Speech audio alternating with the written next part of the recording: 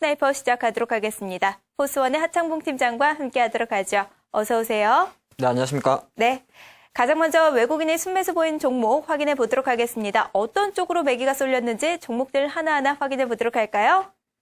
네, 말씀하신 대로 오늘 그래도 장이 어떤 지난 금요일은 조정 이후에 약간 반등을 했습니다만 오늘도 외국인 기관에 쌍끌이 매수가 들어오면서 장은 그래도 긍정적으로 마감했지 않나 보겠습니다.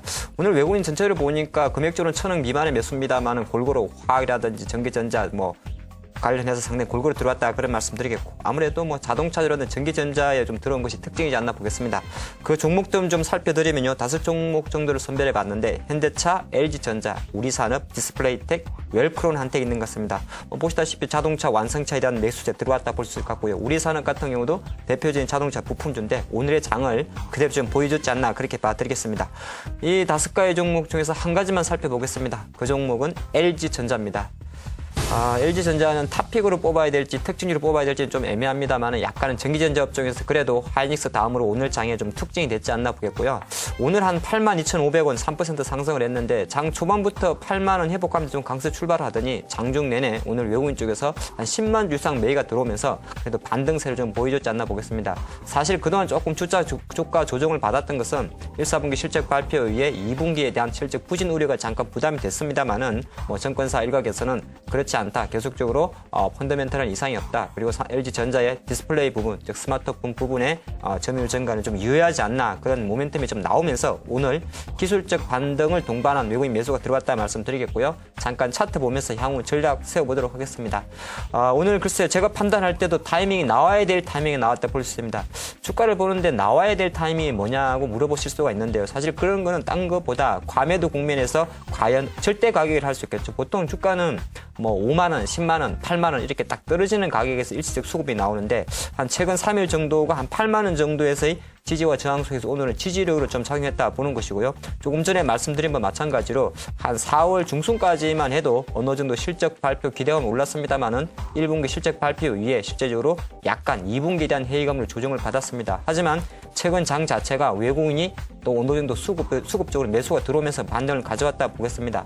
그래서 과연 LG전자가 여기서 그러면 다시 쉬지 않고 9만 원까지 가느냐에 대해서는 조금 의문이 듭니다만은 아주 단기적 관점에서 아니요, 약간 중기적으로 같이 본다 그래도 약간 8만 원 초입, 즉 오늘 가격을 할 수 있는 대략 한 8만 2천 원 이하에서는 일단 기술적 반등과 턴어라운드 가능성을 노리면서 조금 접근해 볼 수 있는 작은 모멘텀도 들어오지 않나 그렇게 봐드리겠고요. 조금만 디테일하게 보면 그래도 역시나 오늘 외국인이 사면서 올랐는데 기관 쪽에서 조금 팔고 있다는 겁니다. 그래서 수급도 같이 보실 때 외국인 매수도 중요합니다만은 기관이 매도세가 진정되고 매수가 같이 들어올 때 오히려 조금 더 공격적인 배팅, 그 전까지는 보수적 배팅으로 좀 접근하면 어떨까 싶습니다.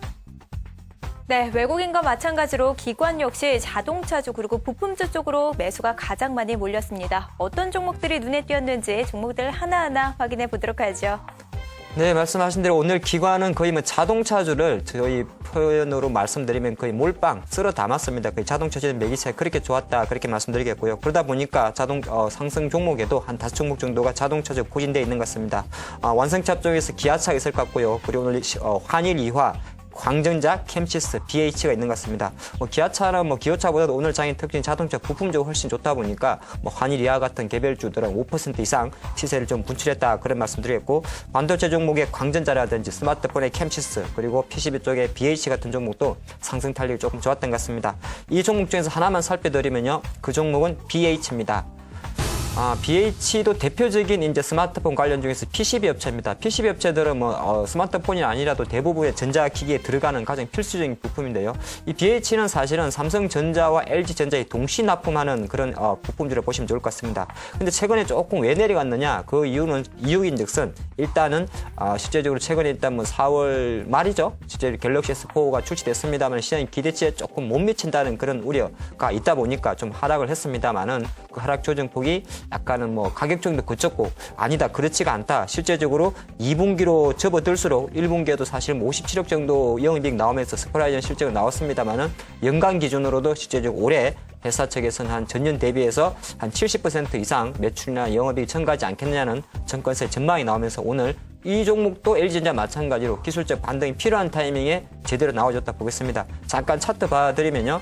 실제적으로 BH는 실제적으로 과거 뭐 PCB 업체 중에서 상당히 견고한 회사다 볼 수 있을 것 같은데 그러한 흐름 자체가 지난해 한 12,000원대 올라온 이후에 중간중간에 어떻게 보면 워낙 좋은 회사였기 때문에 또 한편으로는 시장에서 그렇게 주목을 받으면서도 중간중간에 이렇게 차익 요구가 들어와서 조정을 보였었는데 최근 같은 정시도 4월 30일 실적 발표 기점이 올랐다가 최근 뭐 글쎄 얼추 한 달이 되겠죠. 한 조정을 받았습니다만 오늘 다시 13,200원에 위치한 60일선을 회복하는 모습, 거래량도 동반됐기 때문에 그래도 또 장기적으로 한 13,000원 밑에서 바닥을 형성했지 않겠느냐 그렇게 봐드리겠고요. 수급적인 면에서는 아무래도 오늘 기관이 큰 역할을 했습니다.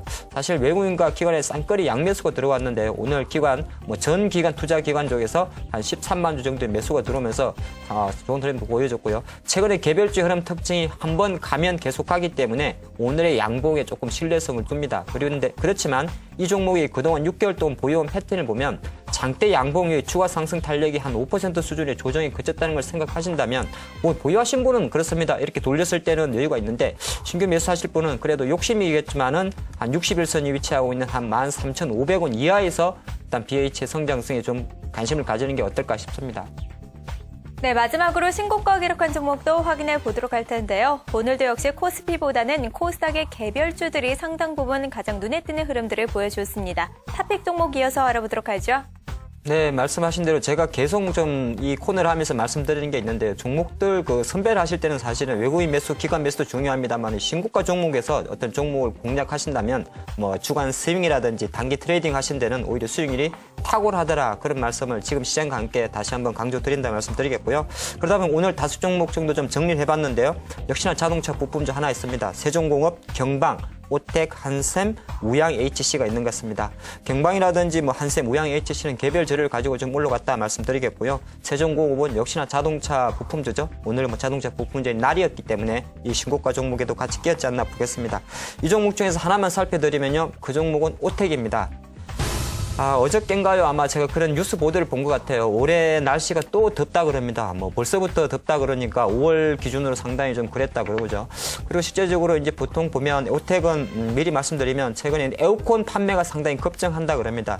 국내 에어컨 LG 히센도 있고 삼성도 있습니다만 오텍 같은 경우는 에어컨으로 콕 집어드릴 수도 있고 아니면은 냉장차라든지 특수 차량 1위 회사죠. 근데 2011년도 제가 1월 달로 기억이 되는데 캐리어 에어컨을 인수했습니다. 그러다 보니까 이 냉장차 에어컨 부분에서도 오텍에 매기세가 들어온다 볼 수 있습니다. 한 1년 전만 해도 이 종목이 약간 정치 테마주로 엮였었어요. 장애인 특수 차량. 하지만 그 흐름 자체는 전체 매출에서 조금 영향은 덜하다. 오텍이 계속 커질 수 있는 거는 역시나 냉장차, 특장차 부분에서 캐리어 에어컨 부분이다. 그런 말씀 드리겠고 지금 올해 접어들어서는 그러한 캐리어 에어컨 부분에 대한 모멘텀을 가지고 주가가 상승 랠리를 달렸다. 그렇게 말씀드리겠습니다. 잠깐 차트 보면서요. 말씀드리면 어느새 이제 9,860원까지 올라왔습니다. 조금 전에 말씀드린 바와 마찬가지로 지난해는 이렇게 상한가, 하한가가 빈번할 때는 거의 정치 테마주로 많이 엮였었고요.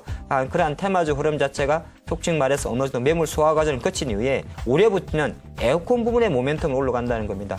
아니 같은 주가 9,000원대를 보이는데도 과거는 실제적으로 테마주였고 지금은 정치 실적을 동반한 모멘텀으로 간다면 오텍은 추가적인 상승 랠리에 힘을 실어줄 수 있다 봅니다. 그러다 보니까 지난해 10억 정도 영업이익이 나오면서 전년 대비해서 한 300% 이상 급증을 했고요. 300%는 중요한 게 아니고요. 10억의 영업이익이 나왔다는 겁니다. 그게 조금 포커스 맞추시면 어떨까 싶습니다. 수급 보니까 오늘도 최근에 기관들이 좀 갑자기 들어온 건 있습니다. 5월 23일부터 조금 들어왔는데 한 15만 주.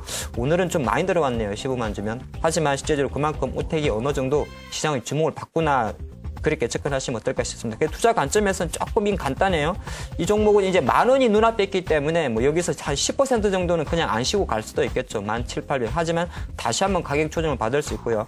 가격 조정을 받을 수 있는 가격은 조금 디테일하게 봐드리면 오늘 이 갭을 발생한 한 9,000원 전후가 될 것 같습니다. 즉 똑같은 맥락이 될 것 같은데요. 한 5,000원, 9,000원 전후한 정도에서 기다리시는 1차 전략이 좋을 것 같고 실제 설령 10,000원을 돌파하더라도 차익 실현에 대한 매물이 조금 있기 때문에 수축형 매수보다는 한 박자 기다려서 접근하는 종목이지 않을까 그렇게 살펴보겠습니다.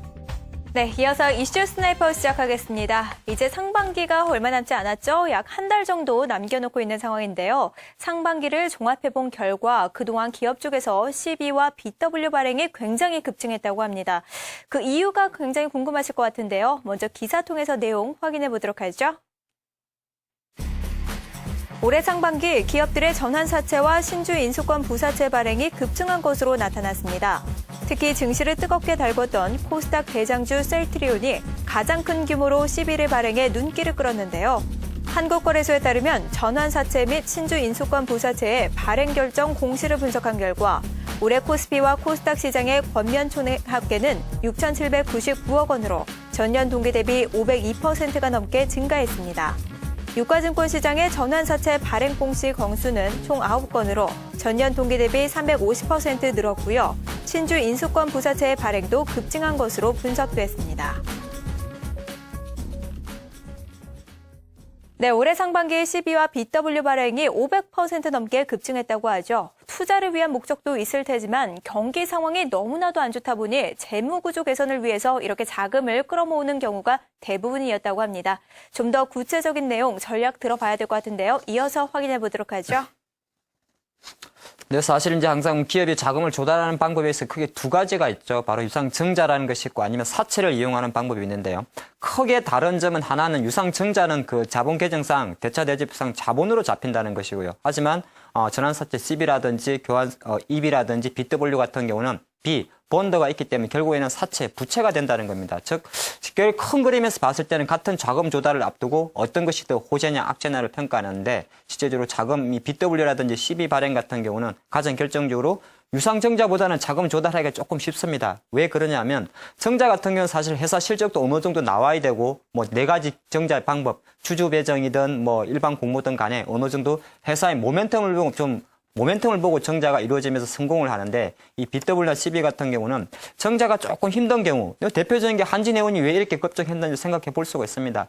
지난해 한진해운을 떠나서 기타 많은 해운사들이 현대중공업도 마찬가지고 회사채를 이런 걸 발행을 했는데 그 자체는 증권 유통시장, 즉 주식시장에서 정자를 통한 자금 조달이 어렵다 보니까 약간은 부외적으로 옆으로 빠져서 BW라든지 전환사채를 발행하면서 약간은 막혀진 숨통, 가장 결정적입니다. 실적이 안 좋았던 기업들이 BW나 CB를 발행했다는 것은 가장 결정적으로 겉으로 예를 들어서 신규 투자입니다 이렇게 발표는 할 수 있습니다만 그 이면을 놓고 보면 거의 대부분이 자금 조달, 이자 비용에 좀 급급할 수 있다는 걸 좀 미리 말씀드리겠고요. 큰 그림에서 보면 이러한 정자 물량은 유상정자 물량보다도 차후에 꼭 문제가 생길 수 있다는 겁니다. 예를 들어서 거기 주가 가치 희석으로 좀 들어갈 수 있기 때문에 그 부분은 조금 부담이 될 수 있다 그렇게 봐드리겠고요.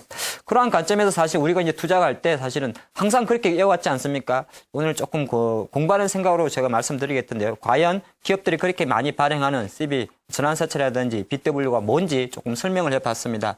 일단은 말 그대로 저희 영어를 보면 B자가 있습니다. B자는 전부 다 본드니까 채권이겠죠. 그러니까 전환사채라는 것은 채권으로 발행했습니다만 나중에 주식으로 전환할 수 있는 걸 말하는 것이고요. 밑에 BW는 여기도 B자가 있지 않습니까? 그러면 또 채권입니다. 하지만 워런트라는 신주 인수권문이 붙어있는 하나의 양식으로 볼 수 있을 것 같습니다.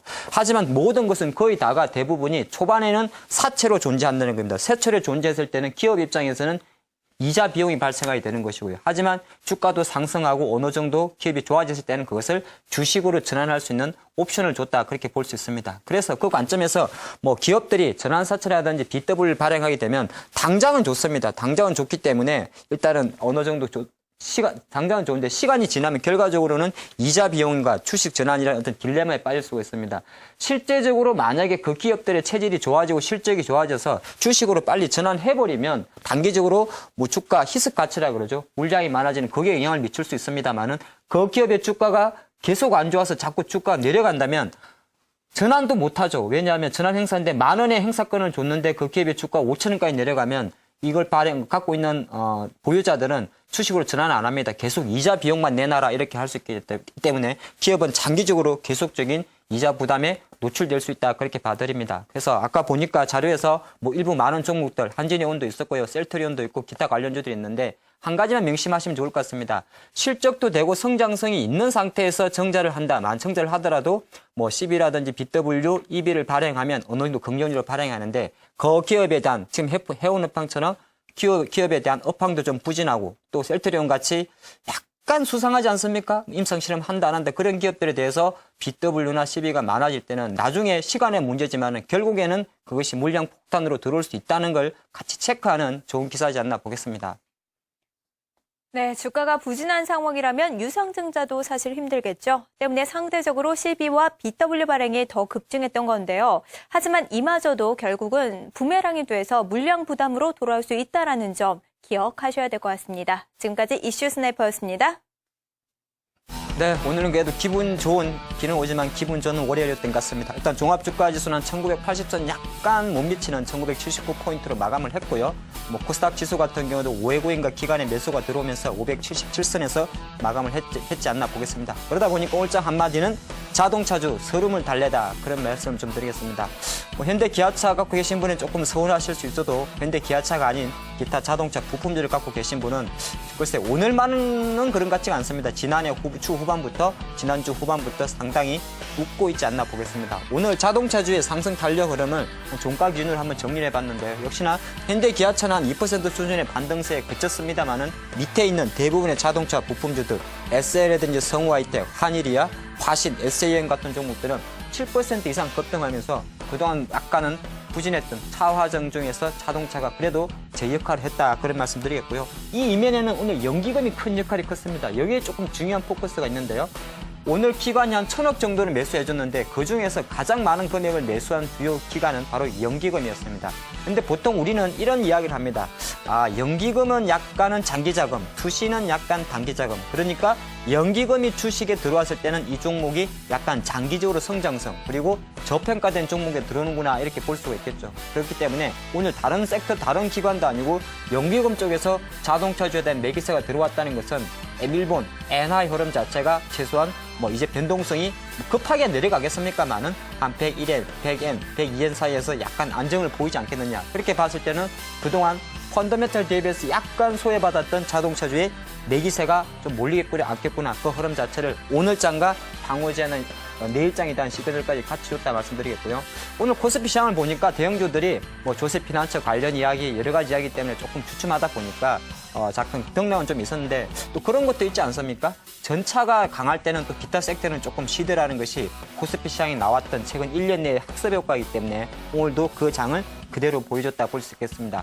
그러다 보니까 우리 국내 시장은 종합주가에서 더 올라갈 것이냐 아니면 자동차주 워낙 최근에 일단 그 개별주 흐름 자체가 한번 쏠림이 계속 쏠리니까 지금이라도 더 붙어야 될까 팔아야 될까 고민인데 그 고민 자체는 일단 엔화의 흐름에 있겠죠. 엔화가 여기 갑자기 100엔 밑으로 확 내려간다고 우리한테 좋을 건 없습니다. 일본 증시 폭락한다고 우리한테 좋을 거 없습니다. 중요한 거는 어느 정도 급등하지 말고 옆으로 약간 수렴하는 과정 그 정도면 온다 그래도 국내 증시는 디커플링을 조금 회복할 수 있으면서 긍정적으로 착용할 수 있다는 거 같이 배시장 좀 보시면 좋을 것 같고요. 오늘 좀 장을 잘 마감했기 때문에 내일 장에 대한 기대 조금 욕심이 생길 수 있습니다만은 저는 이렇게 생각합니다. 사실 여기서 최근에 많이 그렇잖아요. 우리가 지수 이야기 안 하는 것처럼 반등에 대해서 어느 정도 큰 욕심은 안 됩니다. 그러니까 상승까지 얼마까지 갈까 그런 생각보다는 어느 정도 하방 지지력을 좀 보여줬기 때문에 일단은 오늘의 반등에 조금 만족하면서 욕심 내지 말고 내일 장도 철저하게 개별주 장세에 조금 포커스를